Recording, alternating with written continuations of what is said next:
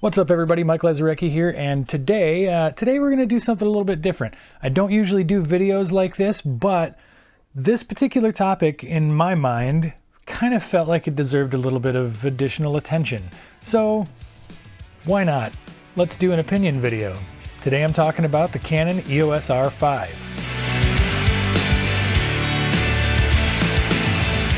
So like I said before, I don't usually do videos like this where I talk about a product and just give you my opinions on something that isn't even released yet.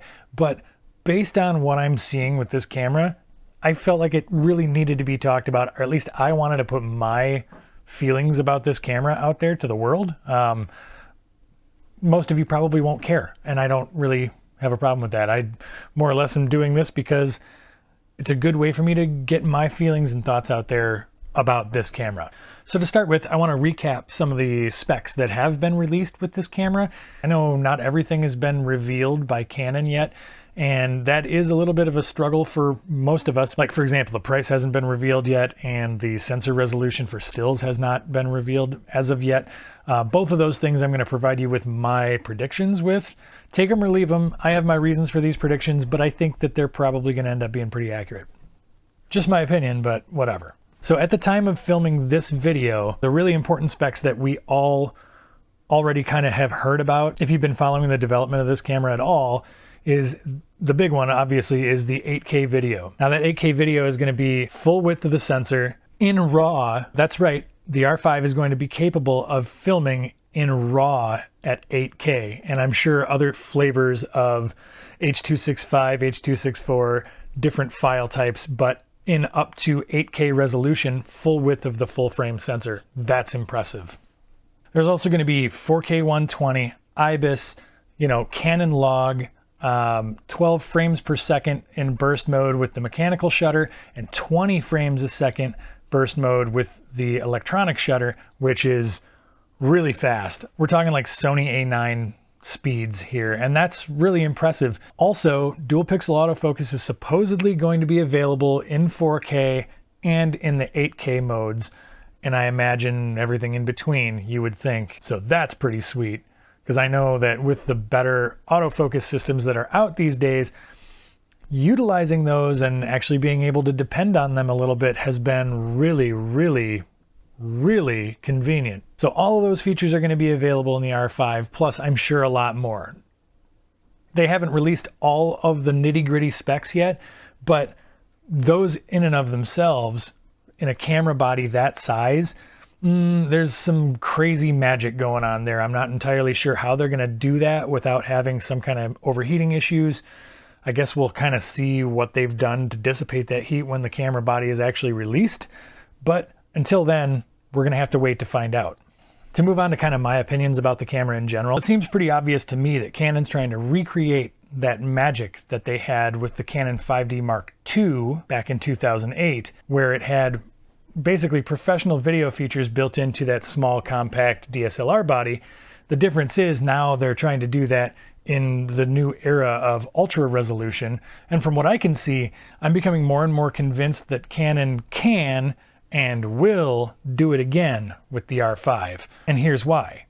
Firstly, they've clearly overshot what competitors like Panasonic can do with their groundbreaking S1H by providing more video resolution, more accessibility to lens options, and the ability to record RAW internally.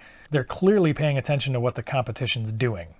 Plus, it sounds like with that 20 frames per second in electronic shutter mode that they're still focusing on the photographer side of things. So nobody's going to be left in the dust with this, which is pretty cool. You're going to have all of these cool video features, and you're going to be able to shoot, hopefully, killer stills with it as well. And let's be honest, it's Canon. I haven't really been disappointed in a Canon camera for stills, maybe ever. There may not necessarily be huge cutting-edge features every time, but they always take beautiful stills. Now, moving into that stills world, this is where I'm going to get into my prediction as far as what the sensor resolution is going to be. In order for them to produce an 8K image, the sensor has to be at least 33.2 megapixels in order to be able to accomplish that 8K video. And I don't think Canon's going to go any higher than that. Maybe they'll bump it up to 34 megapixels, but 33.2 megapixels is probably where they're going to leave that, and that's for a couple of different reasons. The first reason, basically, I don't think they're going to want to get into a super resolution battle with cameras like the Sony a7R IV at 60 some odd megapixels and the Fuji XF100 medium format that shoots at about 100 megapixels. That's not necessarily the game I think they're trying to play here. I think they're trying to make this camera the best camera across all the boards. So it wouldn't make much sense for them to actually go higher in resolution with that. 33.2 megapixels or 34 megapixels would be like the perfect resolution for a camera like that. From a photographer's standpoint with me, I shoot on a Sony a7R III, which is 42.3 megapixels. And not to complain, but those file sizes can occasionally become a little bit much. They're very, very high resolution, and unless you're doing something that requires you to punch in or do some insanely high detail stuff, it's not really that necessary. And I think most photographers out there would agree with me that usually the sweet spot is somewhere around that 24 megapixels is kind of perfect as far as what you can do. You can do professional work with 12 megapixels, frankly. So I don't think going any higher than 33.2 megapixels is necessary. Another reason I don't think Canon will actually push it too much further is because of the fact that it will then begin to suffer in low light. And this is just simple math. Part of the reason that the Sony a7S II and the a7 III are capable of performing so amazingly well in low light is because they have a lower megapixel count. Therefore, the pixels can actually be larger because there's less of them, taking up the same space on the sensor. And with those larger pixels, they're capable of collecting more light more efficiently. From that standpoint, I would argue that Canon will push to release that sensor right around that 33 megapixel range in order to keep those pixels large enough to be able to give you excellent low light performance. All of that being said, on the Canon USA website, where they do the description and breakdown for the R5, they quite clearly state that they've been paying very close attention to what their customers in the market are wanting. I would say that they're probably going to be paying attention to the fact that we want really good low light capability in these cameras. So I'd like to point out some really positive things about the physical design of the camera as well. Seen in this image here, we can see that they've done away with the silly touch bar and replaced it with an AF on and a joystick button, which I think is going to be more comfortable and more familiar for most people. You can also see here the dual card slot door and a pretty familiar layout if you're familiar with the way that Canon cameras are generally laid out. This looks very familiar. And if we look at this photo here, you can see on the left side of the camera body, if you are holding it in shooting position, it looks like they've got all the necessary connections there on the left, where you've got a mic input, a headphone input, your flash, and your other usual interface stuff. Aside from that, I mean, it's a really sleek looking camera body. It does remind me very much of other Canon DSLR bodies. So it's a kind of nice blend of like old and new. Oh yeah, and my other prediction as far as what I expect the price to be, the best way I can explain this is it's probably going to be more than we hoped for, but less than we expected. And to clarify that, I think that it's going to be more than the $3,400 rumor, but I think it's going to be less than $4,000. So I think we're probably going to land somewhere in the ballpark of about $3,799 for this camera.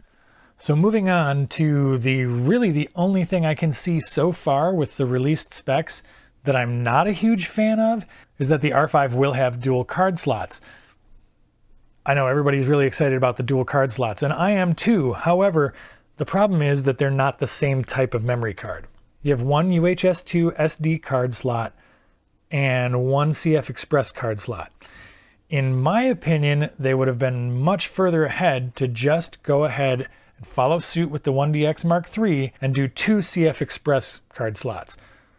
It would have worked out perfectly from the standpoint of speed for writing that 8K raw video, and everybody would have been ushered into the new age of what I expect to be the new standard of recording media, being CF Express. I think we're going to start to see CF Express and XQD cards basically be the new standards in recording media. SD cards are going to start to die out as they reach their limitations with write speed. So along those lines, I would say that in a weird kind of way, I feel like Canon sort of missed an opportunity to help everybody take the plunge into the CF Express world by allowing us to continue to use our faster SD cards. If you look at the cost of the media, really there's not that huge a difference in the price of very fast V90 SD cards and the new CF Express cards. it's a pretty close price comparison. So it wouldn't have been that bad of a situation for them to just put 2 CF Express cards in, and there you go. You have everybody leaning into the new world. But overall, I have to say, I think Canon is getting ready to change the face of this camera industry once again with this specific camera. That's the only reason I'm making a video like this. This is not my style of video at all, but I'm super impressed with what I'm seeing so far being released with this Canon camera.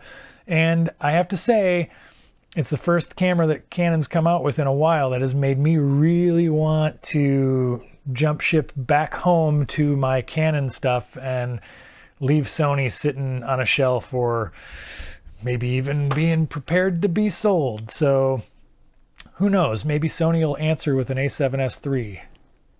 Maybe not. If you guys like this video and you want to see more content like this on my channel, hit that thumbs up and let me know in the comments. Consider hitting that subscribe button, and I will see you guys next week. Later.